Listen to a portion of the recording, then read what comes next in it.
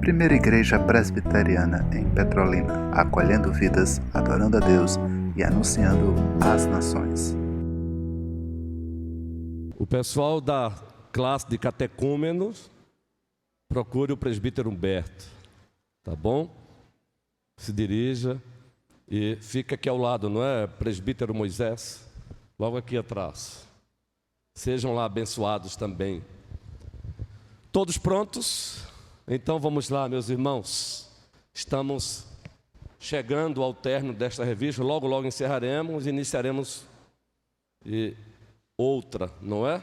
Abramos a Bíblia Sagrada na primeira carta aos Coríntios. A lição é a 16. Quem já estudou em casa, direitinho a lição 16. E o texto que gostaríamos de ler, e está aqui o texto-chave, não é? A primeira carta de Deus aos Coríntios, o capítulo 9, o versículo 23.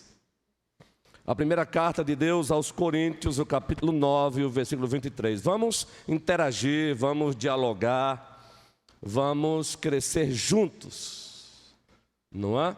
Costumamos dizer que o ministro primeiro e absoluto desta igreja, e agora desta EBD, é o Espírito Santo de Deus. Primeira carta de Deus aos Coríntios, o capítulo 9, o versículo 23. Então, se na caminhada aqui, durante a exposição, se alguém desejar fazer um adendo, complementar, uma pergunta, será sempre um prazer. Primeira carta aos Coríntios, capítulo 9, versículo 23, assim se encontra a palavra autoritativa do nosso Deus. O que é que diz o texto? O apóstolo Paulo, movido pelo majestoso Espírito Santo, escrevendo à igreja em Coríntios, ou para a igreja em Coríntios, diz: tudo faço por causa do Evangelho, com o fim de me tornar cooperador com Ele. Que texto! Tudo faço. Estou disposto a fazer tudo por causa do Evangelho, com o fim de me tornar cooperador com Ele. É claro e evidente que essa afirmação dele se encontra cercada por princípios bíblicos que hoje nos protegem de lermos um versículo desse e acharmos que o tudo aqui é o vale tudo, e nós sabemos que não é, não é? E esta amada igreja tem essa compreensão, pois há muito que os vossos queridos líderes têm ensinado bem a vocês. Então, Paulo, vou repetir: tudo faço por causa do Evangelho, com o fim de me tornar cooperador com Ele. E nós queremos introduzir a lição relembrando, porque todos aqui já leram, eu já tive o privilégio de ler em livros, em boletins, o que se encontra aqui logo na introdução. O tema é parceria cristã em meio à corrupção. Ou a parceria cristã no cumprimento da grande comissão, é até mais apropriado. A parceria cristã no cumprimento da grande comissão. Permitam-nos fazer aqui essa interpolação, envolver aqui essa expressão: a parceria cristã no cumprimento da grande comissão. E nós temos uma das versões da grande comissão em Mateus, não temos? E como aqui estamos diante de pessoas que gostam de ler, muito especialmente elas leem as Escrituras, nós temos Mateus 28, do 18 ao 20, gravado aqui. Esse trecho da Escritura já se encontra nos arquivos da nossa memória. E aqui e acolá alguns gatilhos visitam esse arquivo e puxam dele Mateus 28, 18, que diz, Cristo falando, Fátima, todo poder me foi dado nos céus e na terra. Esse é o prefácio do que ele vai dizer logo em seguida. Todo poder me foi dado nos céus e na terra. Portanto, agora o versículo 19, por esta causa, por esta razão, ide e fazei discípulos de todas as nações, batizando-os em nome do Pai, do Filho e do Espírito Santo, ensinando-os a guardar todas as coisas que vos tenho ordenado. Aí ele encerra com chave de ouro, a cereja do bolo, uma expressão usada por todos nós, uma cereja incomparável. Ele encerra dizendo, eis que eu estou convosco todos os dias, até a consumação do século. Aqui nós temos uma versão da grande comissão, pois sabemos que nós também encontramos em Marcos 16, nós encontramos em Lucas 24, nós encontramos em João, os capítulos 20 e 21. Claro que o texto mais extenso se encontra em Mateus 28, o texto, digamos assim, mais robusto. Nós temos no livro dos Atos dos Apóstolos, o primeiro capítulo, o versículo 8. Quem aqui já não citou esse texto para um outro irmão? E recebereis poder ao descer sobre vós o Espírito Santo. Consequência disso, vocês serão minhas testemunhas. E recebereis poder ao descer sobre vós o Espírito Santo. E nós sabemos que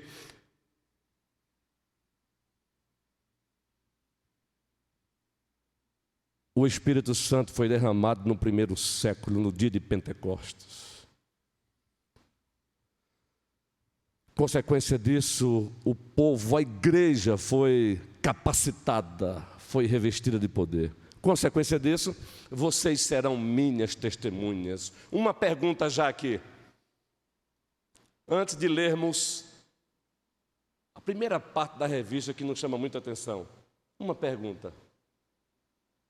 Como consequência do derramamento do Espírito Santo, e esse derramamento aconteceu no dia de Pentecostes, um acontecimento também histórico redentivo. Esse acontecimento não se repete, todavia os seus benefícios são contínuos. Então o soberano Espírito Santo continua hoje como igreja, como selo, como penhor, capacitando, conduzindo, guiando, dirigindo, santificando. Uma pergunta: quem, como consequência do derramamento do Espírito Santo, iria se tornar testemunha? Participação de alguém aí, uma participação apenas para enriquecer. Louvado seja o Senhor, meu irmão, pela sua vida, como é bom a água. Alguém poderia aí responder para nós? E a pergunta é uma pergunta apenas para enriquecer, é para provocar o envolvimento, a interação, o diálogo. Quem quiser o microfone, por favor, meu querido. Reverendo, nós revestivos do Espírito Santo, nós temos que nos despertar para o evangelismo, entendeu? Não só coletivo, mas o evangelismo, aquele explosivo, entendeu? Fazer discípulo e evangelizar toda criatura, porém quem crê e for batizado será salvo. Então, o Espírito Santo nos chamam para isso, para o evangelismo também, que é muito importante. A igreja se levantar e evangelizar a toda criatura, que é muito importante. Excelente, meu irmão, é isso mesmo. Mais alguma pessoa ali? Não, não é? Então vamos lá. Como consequência do Pentecostes, como um evento histórico redentivo, que aconteceu há mais de 2000 anos, quem se tornaria testemunha de Cristo? Além da fala do nosso querido irmão, não é? Mostrando o que essas testemunhas devem fazer, e ele falou que deve evangelizar, ótimo, obrigado pela sua cooperação. Mas quem, como consequência, deveria se tornar, ou se tornaria como testemunha de Cristo? Apenas algumas pessoas ou todas? Apenas alguns crentes, alguns membros, alguns discípulos, ou todos os crentes, todos os membros da igreja, todos os discípulos? Opção A ou B? B, não é? Todos somos. Todos em Cristo fomos feitos discípulos de Cristo Jesus. Todos fomos feitos testemunhas vivas de Cristo Jesus. Todos. Aí você pega Mateus 28 e faz uma conexão, um link com Atos 1:8. Esse todos aí fica claro. Todos. E a ideia do tema aqui é esse: parceria cristã com o nosso inserimento aí, nossa retificação ou adaptação, parceria cristã no cumprimento da grande comissão. A ideia é mostrar que todas as famílias, todos os crentes, todos os membros, todas as ovelhas devem se engajar no cumprimento da missão. Todos. Mateus 28, Atos 1:8. Aí, meus irmãos e minhas irmãs, atentemos. Você faz um link, Mateus 28, do 18 ao 20, com Atos 1:8. Aí se alguém, porventura, perguntasse para nós hoje, nós temos exemplos na história da igreja, de que de fato foi assim que a igreja entendeu, e como ela entendeu, ela praticou isso. Praticou o quê? A ideia de que todos foram feitos testemunhas de Cristo. Sim, nós temos um exemplo. Não vamos ler agora todo o texto. Abra sua Bíblia em Atos. Não fique inquieto no sentido de por que não estamos lendo integralmente a revista. Não, fique tranquilo, nós vamos chegar lá, vamos ler alguns extratos da revista aí tranquilamente.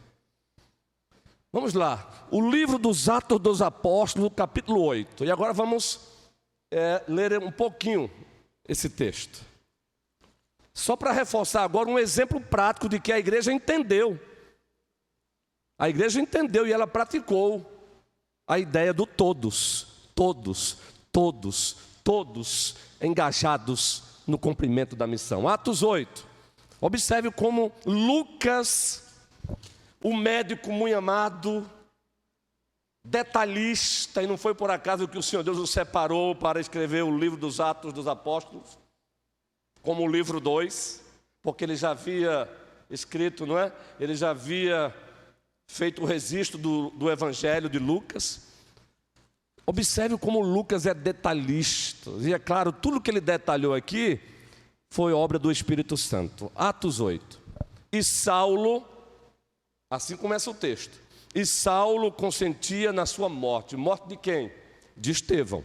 No capítulo 7, nós temos um texto que narra o nosso primeiro mártir aí, digamos assim, da era cristã. Estevão. Pregou a palavra com fidelidade, resultado, os seus próprios compatriotas reagiram com raiva, com ódio e o apedrejaram. E quem estava lá assistindo aquilo e se regozijando com aquilo? Saulo, que depois passou a ser conhecido como Paulo. Saulo estava lá se regozijando com aquilo. E Saulo consentia na sua morte. Naquele dia, que dia? Depois desse acontecimento, no dia daquele acontecimento, levantou-se grande perseguição contra a igreja em Jerusalém. Aí aqui começa o detalhe. E todos, exceto os apóstolos, foram dispersos pelas regiões da Judéia e Samaria. Alguns homens piedosos sepultaram Estevão e fizeram grande pranto sobre ele. Existe lugar para o pranto, que bom. Existe lugar para o momento, existe um momento para a tristeza. Isso é até terapêutico. Saulo, porém, continuava, assolava a igreja, entrando pelas casas e arrastando homens e mulheres, encerrava-os no cárcere. Agora observe a nota de Lucas aqui, de Deus. Entre mentes, os que foram dispersos, todos, exceto os apóstolos, iam por toda parte, fazendo o quê? Pregando a palavra. Notem o link. Todos, exceto os apóstolos, foram dispersos. Aí agora, anota, entre mentes, os que foram dispersos, saíram por toda parte, pregando a palavra, anunciando o evangelho. Meu irmão querido, evangelizando. Todos. E o tema da nossa lição traz essa mensagem: parceria cristã no cumprimento da grande comissão, que nós resumimos com o ID. Toda a família cristã engajada no cumprimento da missão.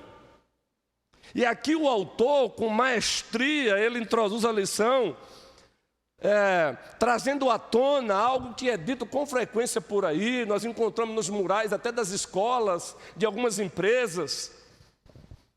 E ele começa dizendo assim: havia um importante trabalho a ser feito. E como há, hein? E como há. A grande comissão é um importante trabalho a ser feito. E todos da igreja, eu vou aqui fazer aqui uma paráfrase, tá bom? E todo mundo da igreja tinha certeza de que alguém ou algum membro faria o trabalho. Qualquer membro poderia tê-lo feito, mas nenhum membro fez. Sim, sim. Nesse texto aqui, pastor, quando fala que eles foram dispersos e eles iam pregando a palavra, existe o seguinte conceito, né? De que alguns acham que para pregar o evangelho ele tem que escolher um dia tal, uma hora tal, Boa. o lugar tal, e assim ele está pregando a palavra e evangelizando, necessariamente. Só assim. Mas eles não foram designados para isso.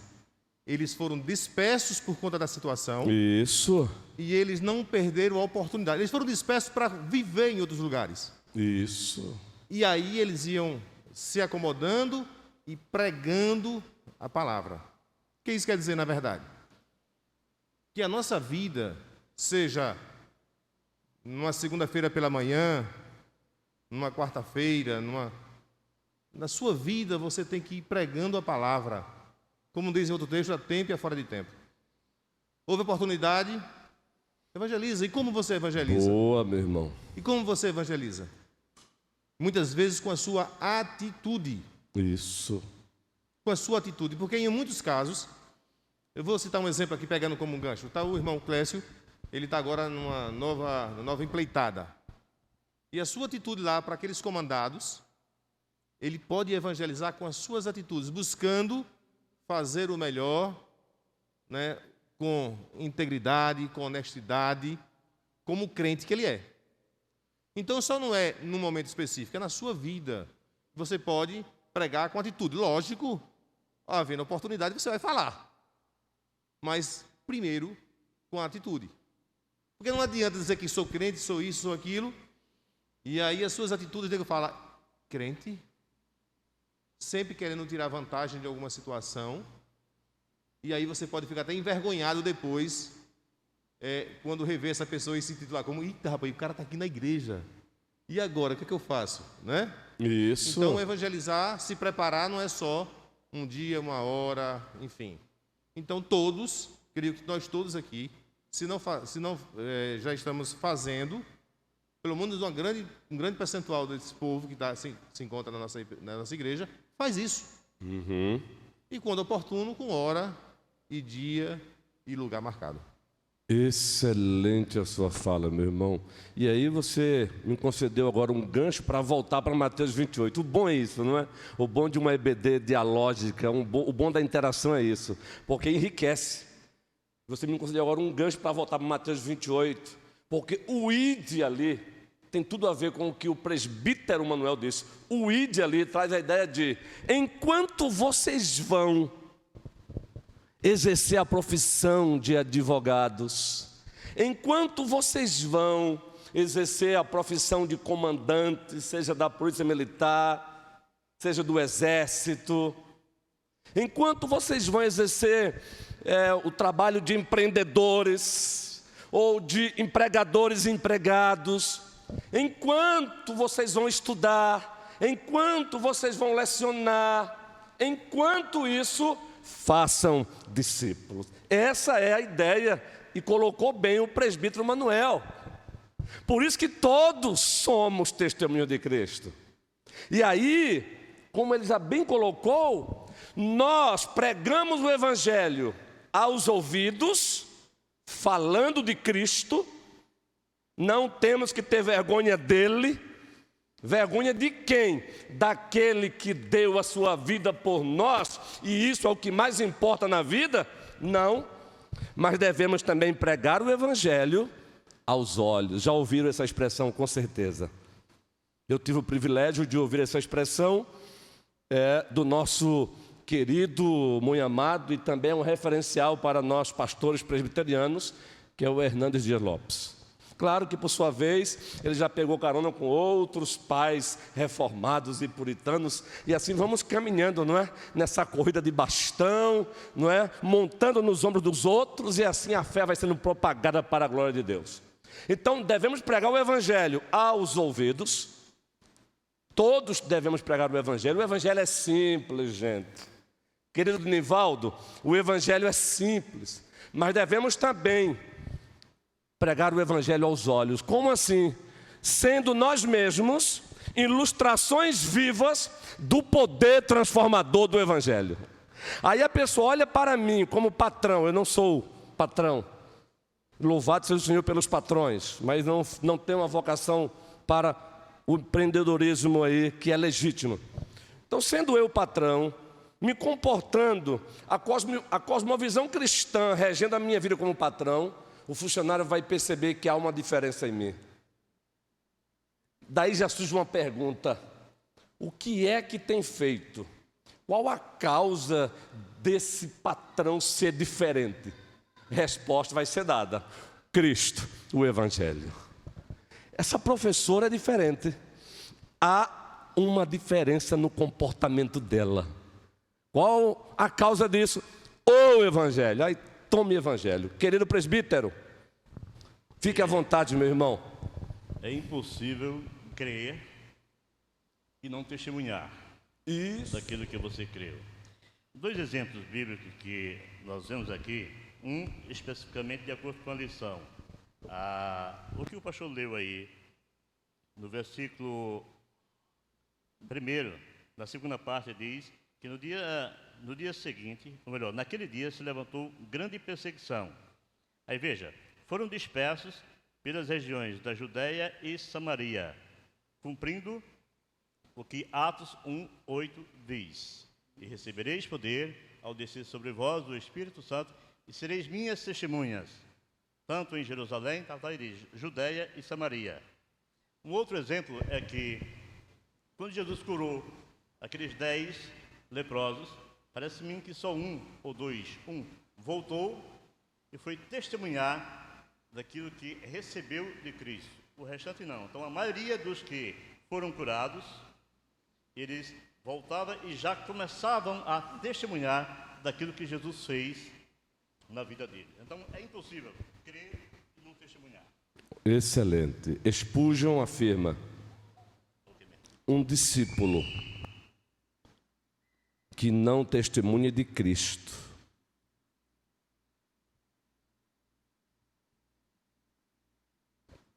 corre o risco de estar sendo o impostor. Porque o crer necessariamente provoca o testemunhar. Alguém que experimenta uma boa comida, o que é que ele faz com seus amigos em seguida ao encontrá-los? Aqui e acolá surge o assunto de comer. Nós gostamos de comer em coisa boa. E comer é bom, uma boa comida. Quando surge o assunto de comida, logo você diz: meu irmão, eu visitei tal restaurante. Olha, não é assim? Agora imaginemos o rei. E a Bíblia diz: ó, provai e vede que o Senhor é bom. Mais algum irmão lá, ele também levantou a mão novamente, por favor. A ideia é essa mesmo, todos falando, todos participando e todos crescendo juntos.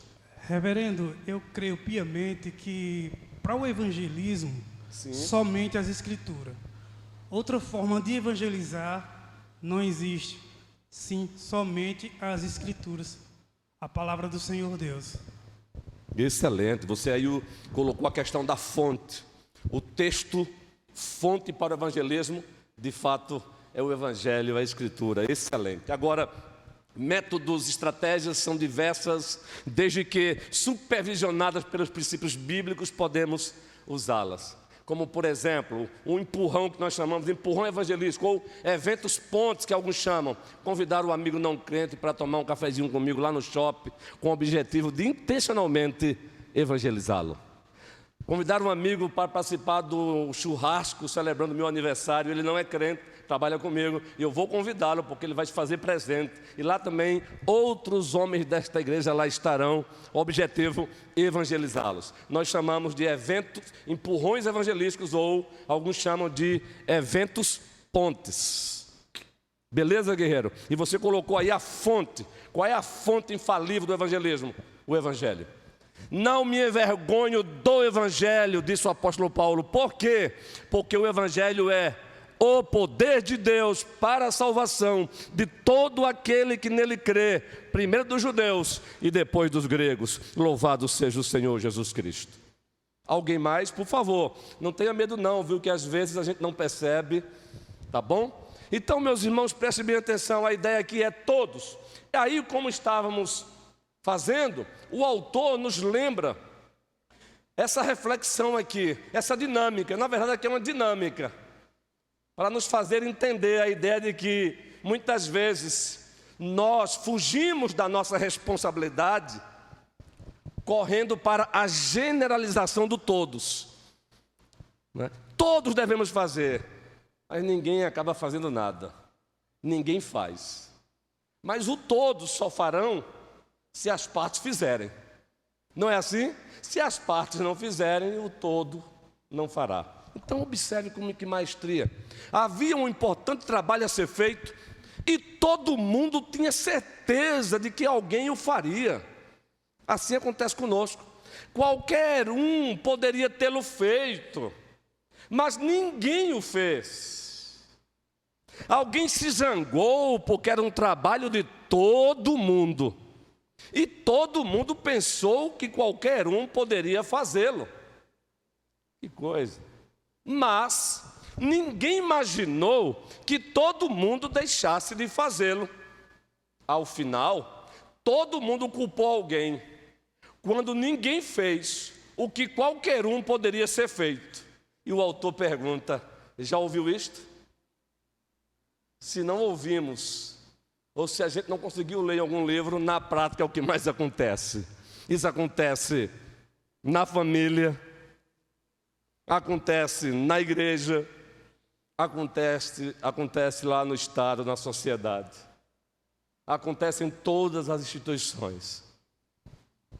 E por isso é que acolá as lideranças precisam sempre chamar para reuniões. E geralmente é a estratégia que alguns usam para fugirem das suas responsabilidades. Outros não, acabam entrando nesse processo aí de anulamento da sua responsabilidade, correndo para essas generalizações. Mas é assim que acontece. Todos devemos testemunhar de Cristo, mas esse todos, ele é composto por gente como o presbítero Clécio, como o presbítero Moisés, como o presbítero Romualdo, não é? Não, Clodoaldo. Adoaldo, como presbítero, esse processo vai acontecer. Adoaldo. Esse todos é feito de gente, é feito de mulheres que têm nomes, que têm rosto, que têm amigos, que têm famílias. Esse todos é feito por homens também que têm rosto, que têm nome, que têm endereço. O Senhor não nos... A relação do Senhor conosco não é por atacado. Por favor, presbítero Clécio.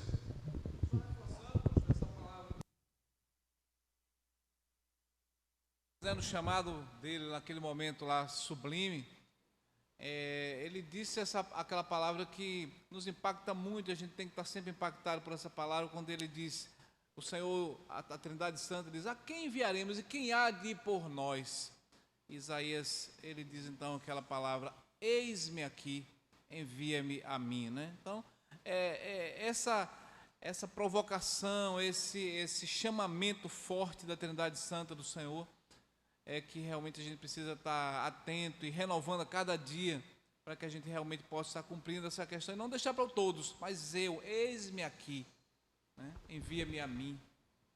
Excelente colaboração, presbítero Clécio. Se coloca no lugar de Elias, tira o de Isaías, Isaías capítulo 6. Leia o texto assim. Se coloca no lugar dele. Quem há de ir por nós? E você diz, eis-me aqui, Senhor. Eis-me aqui, eu quero te servir. E ele mesmo diz que é conforme o dom que ele recebeu, 1 Pedro. Eis-me aqui, Senhor, eu vou fazer a obra, conforme o dom que o Senhor me deu. Está lá 1 Pedro. Existe uma composição em antiga, eu não sei se os meus irmãos e minhas irmãs conhecem, mas uma parte dessa composição, cantada, eu não sei se ele é o autor também da composição, só sei que é ele que interpreta, Armando Filho. Muito especialmente as composições antigas dele, eu particularmente gosto. E tem uma composição que ele canta que é assim, não há inúteis na casa do Pai. Nós somos todos especiais. Alguém aqui ousaria objetar? É bíblico essa afirmação dele ou não? É claro que é. Não há inúteis na casa do Pai. Não existe essa ideia de membro de igreja vivendo uma ociosidade perene. Não existe essa ideia de eu não faço porque eu não sei fazer. Eu não faço porque eu não tenho espaço para fazer. O que não falta é trabalho para ser feito. O que não falta é espaço para você ocupar. Ocupar como discípulo de Cristo, ocupar como crente, ocupar no cumprimento do teu dever, ocupar com o exercício do dom que Ele te deu. Aí a igreja toda cresce, o corpo cresce, Deus é glorificado.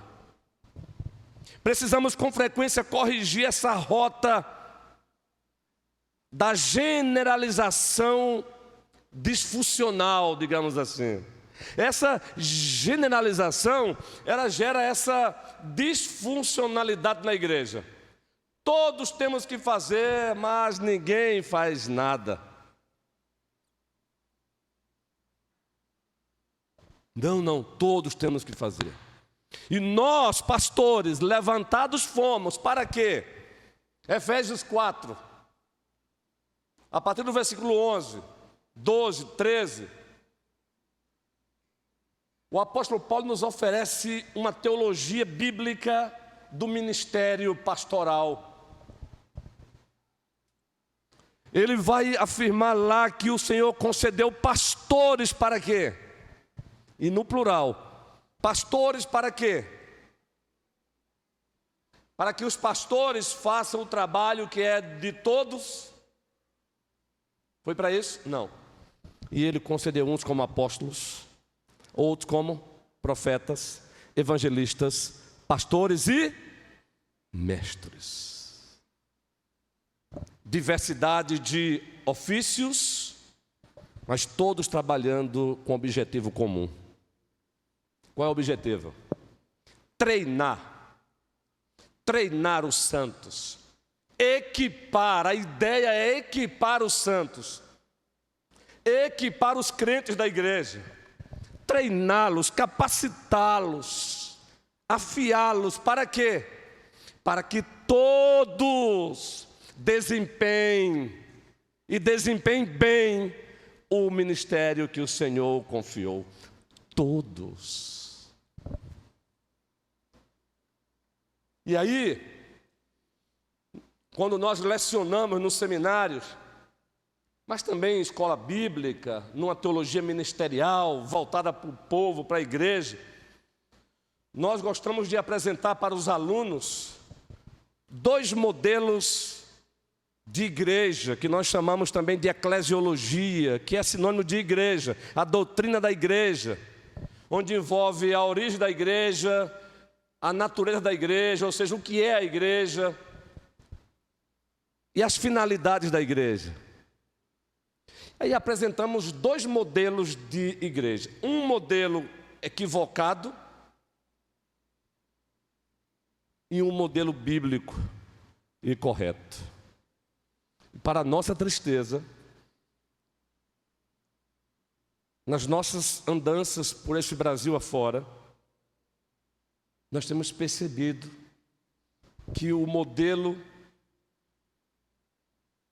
equivocado de igreja, de ministério, de eclesiologia, em algumas regiões do nosso país continental tem predominado. E que modelo equivocado é esse?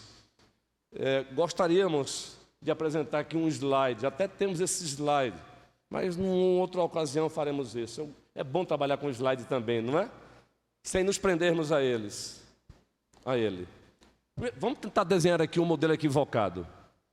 Vamos tentar desenhar, vamos usar a imaginação que o Senhor nos deu. Como é bom usar a imaginação santamente para a glória de Deus. Vamos desenhar aqui um quadro. Eu estou com uma caneta aqui, um pincel. Modelo equivocado de igreja, de eclesiologia, de ministério, de trabalho cristão. Aqui você tem modelo equivocado. Você tem desse lado aqui a igreja como organismo vivo e organização. Somos nós aqui, não é? Por exemplo, a primeira igreja presbiteriana aqui de Petrolina. Igreja feita de membros, homens, mulheres, jovens, crianças. A igreja contrata uma equipe, as lideranças. É o segundo pontinho aqui do slide. Tracinho, a igreja contrata as lideranças. Um traçozinho para que as lideranças façam o trabalho de todos. Perceberam aí o equívoco? Está correta essa eclesiologia? Está errada. Vejam, a igreja, tracinho, contrata uma equipe, a liderança. Tracinho, para que essa liderança faça tudo, evangelize, discipule, tudo. Testemunho para o mundo. Está correto isso? Está errado. E esta amada igreja tem conhecimento bíblico disso, ainda bem, é fácil. Agora vamos para o quadro correto, bem simples. Imagine aí, aqui um telão aqui agora, ou lá, projetado. Imagine aí. O correto. Deus. Dons. Pastores, lideranças. Traço, igreja. Igreja equipada. E essa igreja equipada, traço, faz a obra lá fora. Todos. Deu para entender? Vou repetir, que é muito bom repetir, ainda que a gente fique torne um momento às vezes chato pela repetição. Mas eu particularmente tenho memorizado até capítulos de livros assim, repetindo. É assim que eu faço com o sermão, para não me prender muito ao esboço. Leio, releio e fico com o sermão na mente. É perigoso, porque somos limitados, não é? Então vamos lá. Deus está aqui. Aí desce. Dons. Efésios. Ele concede dons à igreja. Diversos. E lá ele nos oferece um exemplo, não exaustivo, todavia suficiente.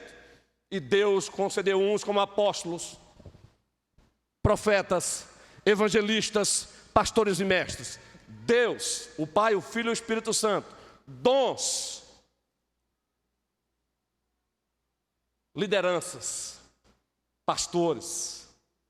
Tracinho, está aqui a igreja. Para que ele concedeu esses dons? Para equipar a igreja. Igreja feita de homens, mulheres, jovens, crianças.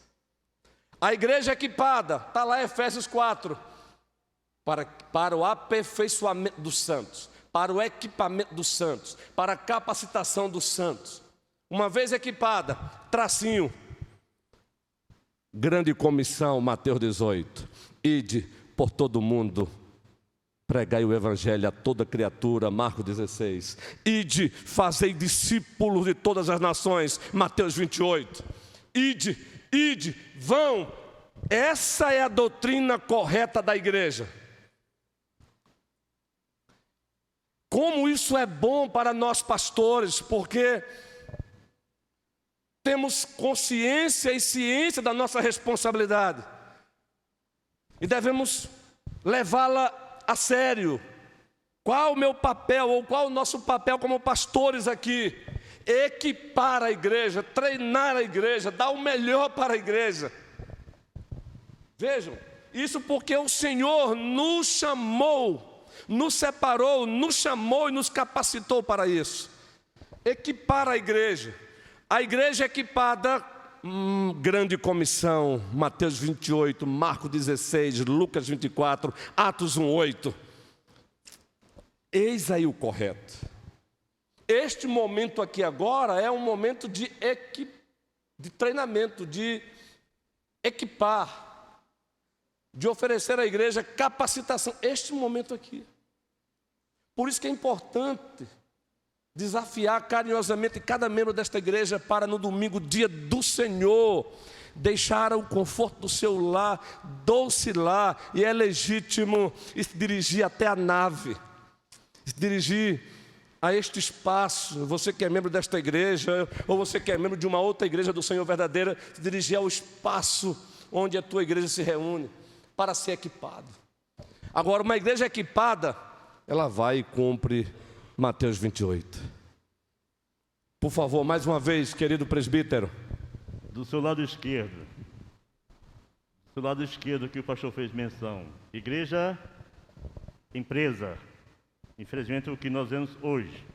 Do lado direito, igreja espiritual, órgão vivo. Então, há discernimento. Para aquele que é instruído biblicamente, ele vai justamente discernir o que é igreja, o que é igreja empresa, o que é igreja, corpo espiritual vivo, que tem como exemplo e instrução o livro de Atos, igreja do Senhor. Então, há uma divisão que espiritualmente dá para se discernir. O problema é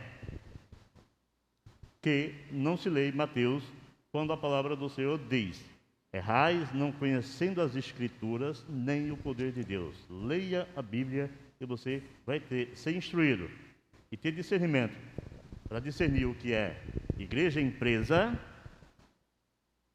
e igreja corpo vivo espiritual de Cristo. Amém, amém, amém. E já compartilhamos aqui que no início foi projetado ali um slide maravilhoso. Eu até peço, se for possível, compartilhar aquele slide no meu WhatsApp, porque eu amei aquela ideia. Somos corpo, somos igreja. Está sem internet, não é? Está sem internet. Somos corpo, somos igreja, somos de Cristo. Quando nós temos compreensão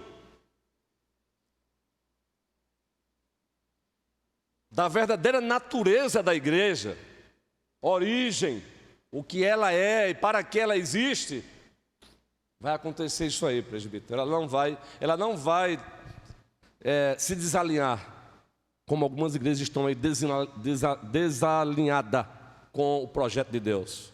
Aqui e acolá nós mesmos, como cristãos, nos encontramos desalinhados com o projeto de Deus. Olha, gente, que delícia. Olha, Já são 20 anos de ministério, então eu sou muito empolgado mesmo quando eu vejo algo que me impacta. Dá para vocês, para todos juntos, citarmos o que está aí. Por favor, não tenha medo não tenha vergonha não. Você vai empolgar o teu coração. O que é que diz ali? Todos juntos.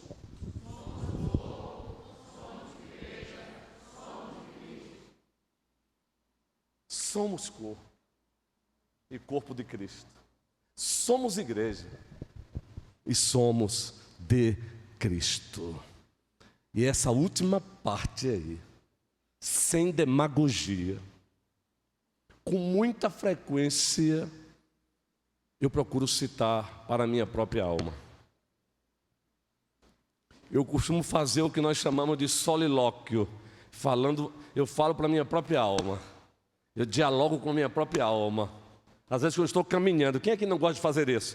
Alguém já te pegou conversando sozinho numa caminhada? Se você um dia me encontrar por aí, caminhando e conversando sozinho, por favor, não me entenda mal, eu não estou maluco não. É mania, é mania.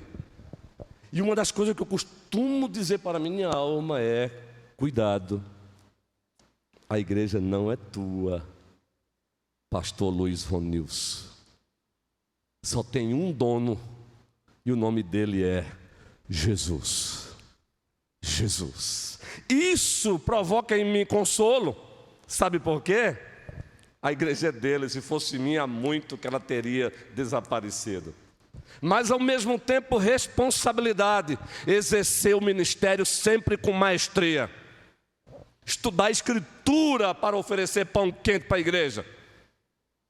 Comprar bons livros dos eruditos, dos bons teólogos, para poder oferecer o melhor para a igreja. Justamente porque a igreja não é minha, é de Cristo. Então, para encerrar essa parte aqui, mais uma vez, somos.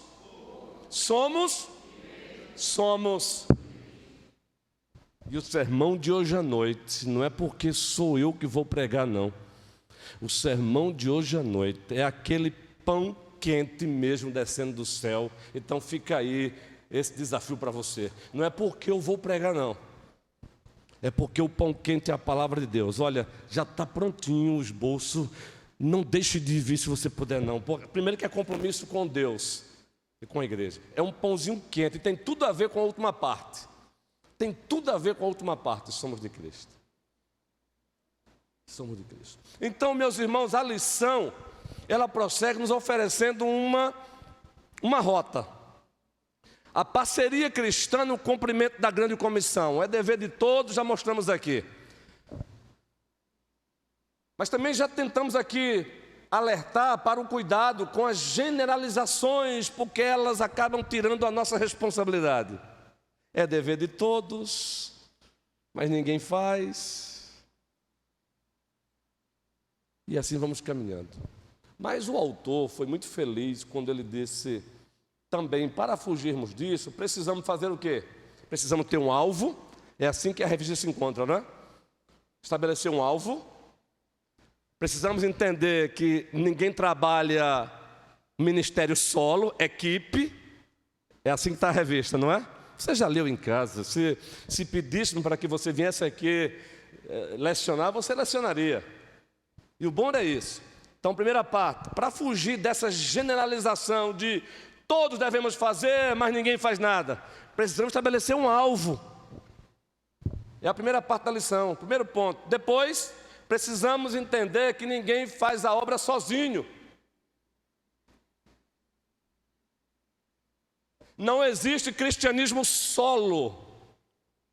É uma anomalia, é uma monstruosidade. Já pensou se nas nossas caminhadas por aí encontrássemos uma cabeça em movimento? Ficaríamos como que fora de si, não é? E se isso acontecesse na parte da noite? Uma cabeça aí, sozinha, perambulando, hein? Porque jamais vamos ver isso, porque não existe um corpo sem cabeça. Ou poderia ser mãos sozinhas por aí, é um fantasma. Ou os pés, porque não existe corpo sem cabeça. Então não existe cristianismo solo. E para fugirmos disso, temos que ter um alvo. Paulo, escrevendo a Tito, ele estabelece um alvo para Tito. A ordem geral, Tito sabia, cumprir a grande comissão.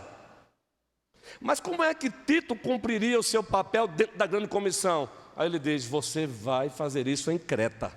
Está lá, Tito, primeiro capítulo. Então nós como igreja precisamos também estabelecer alvos na nossa querida cidade que só cresce, só cresce. Gente, nós estamos contemplando aí Petrolina avançando, crescendo, crescendo. São quase 400 mil habitantes. Não é o censo de 2010 não, mas já é o censo aproximado aí de 2020. Quase 400 mil habitantes. É cidade para os petrolinenses dizerem, essa é a minha cidade. Petrolina está caminhando aí para não se intimidar diante de nenhuma cidade no Brasil. Olha que já viajamos muito, viu? Norte, sul, sudeste. O nosso querido Nordeste. Moramos recentemente em Limeira, interior de São Paulo, uma cidade também com aproximadamente 400 mil habitantes.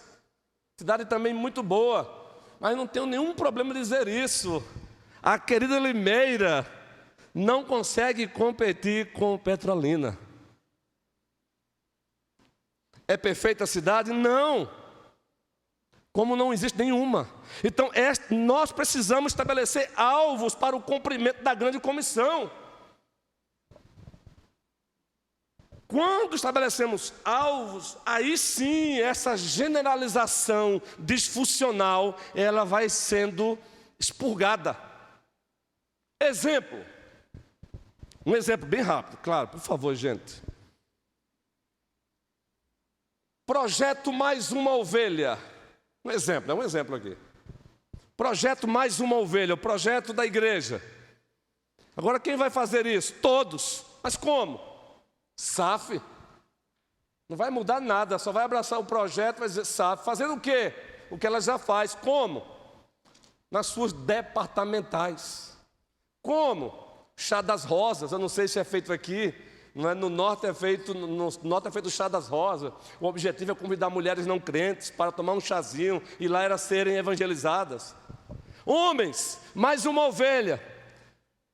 Foi dito aqui que não tem o PH, mas não tem ainda. Eu gostei muito do ainda do nosso superintendente. Ainda, não é? Mas o que não falta aqui são homens. E são muitos. Homens, exemplo. Ponte, evento ponte. Vamos fazer um churrasquinho? Agora, esse churrasquinho é intencional. Tu vais convidar o teu amigo do trabalho que não conhece Cristo para comer o churrasquinho. E ele não vai pagar nada, a carne é por nossa conta. Beleza? É só um exemplo aqui. Estou dando um exemplo aqui, por favor, gente. Estabelecer alvo. O MP, bora partir para cima. É responsabilidade de vocês. Mais uma ovelha. Projeto Mais Uma Ovelha. O MP, vamos lá. Continue fazendo o que vocês estão fazendo, mas vamos colocar um alvo aqui. UPA, União Presbiteriana de Adolescentes. Bora, chega aqui, garotos. Vamos traçar um alvo para vocês aqui e vocês vão trabalhar. UCP, foi dito aqui também que ainda não tem, não é? União de Crianças Presbiterianas. Meus irmãos, todos aqui sabemos que essa escola bíblica moderna, como nós conhecemos e experimentamos, ela começou na Inglaterra, por um cidadão conhecido como Roberto Reis. Se você consegue pronunciar no inglês correto, me ajude. Eu pronuncio aqui no inglês aportuguesado. Roberto Reis.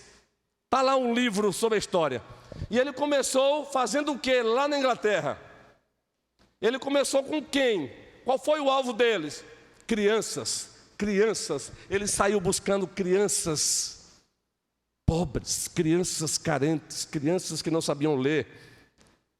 Ofereceu a elas, resolveu oferecer a elas estudo, ensinamento, alfabetizá-las. E qual foi a fonte que ele usou para alfabetizar? A Bíblia. Aquelas crianças foram alfabetizadas. Minha irmã, ofereça a nós aí a sua linda cooperação, que eu sei que daí vem pérola também.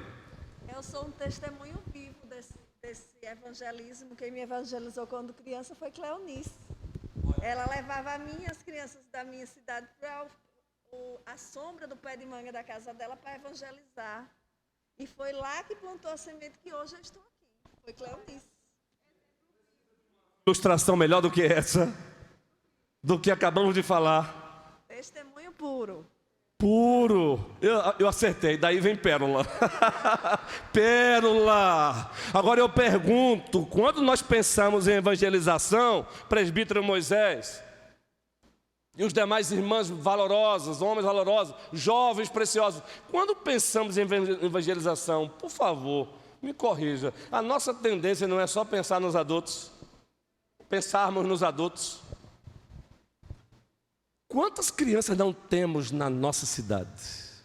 Vamos para o censo do IBGE. Participamos recentemente do CTM, Centro de Treinamento Missionário, oferecido pela IPB em Recife. E lá somos ensinados quando, no processo de elaborar um projeto para revitalizar a igreja, um projeto para levar a igreja a plantar outras igrejas, um projeto para fazer de uma igreja local uma plantadora de muitas igrejas, como a IPP está fazendo em São Paulo. Que coisa extraordinária! A Igreja Presbiteriana de Pinheiros, que referência! E nós somos ensinados que, eita, a hora chegou, passou. Somos ensinados que, para termos um bom projeto, precisamos fazer pesquisas também nas nossas instituições, IBGE. Vamos lá entrar no IBGE e vamos ver quantas crianças temos em Petrolina. O nível de alfabetização delas, as carências delas. Aí esta igreja estabelece alvo. Aí nós temos aqui irmãs capacitadas no departamento infantil. Aí não só a EBF de férias, mas ela vai para os bairros. O alvo, anunciar Cristo para essas crianças. Sabe o que vai acontecer no futuro? Vamos encontrar não apenas, qual é o teu nome, minha irmã? Neide. Neiva. Vamos encontrar não apenas Neiva no futuro, um futuro próximo. Vamos encontrar outras Joanas Darks, outras Marias, outras Elaines, outras Wandas e muito, muito mais, dizendo aqui: quem foi que te evangelizou e quando? Quando eu era criança, eu morava no bairro tal, e lá chegou as irmãs da primeira igreja presbiteriana de Petrolina, realizando um trabalho social, e nisso elas anunciaram o evangelho e eu me rendi a Cristo. Estou aqui até hoje. E aquelas que não virão para esta igreja, e como nós temos consciência que existem outras igrejas do Senhor nesta cidade, elas serão encontradas lá. E louvado seja o Senhor por isso. Então, alvo, não vamos transformar esse momento chato. O horário chegou, tá bom, a gente vai continuar depois. O objetivo não é só cumprir um currículo, é ensinar, é fazer com que todos saímos daqui mais empolgados e com a consciência do nosso dever. Então, alvo, equipe, resultado é a lição. Alvo, equipe, e o resultado, meu irmão, é com Deus. O evangelho anunciado, salvação. Eu preguei, Apolo regou, Deus deu o crescimento. É impossível uma igreja botar a cara para fora, me permitam essa linguagem. É impossível uma igreja botar a cara para fora e ela não crescer também em quantidade. A igreja não tem que ter medo de números também, não. Ela não pode praticar a numerolatria, mas ela não pode também se deixar ser amarrada pela numerofobia, medo dos números. Quando o crescimento é de Deus, que venha, que esta igreja ultrapasse os 200 membros, ultrapasse os 300 membros, os 400 membros, que esta igreja plante outras igrejas aqui na cidade, que essa igreja avance, que o Senhor, pois, nos abençoe hoje e sempre. Amém.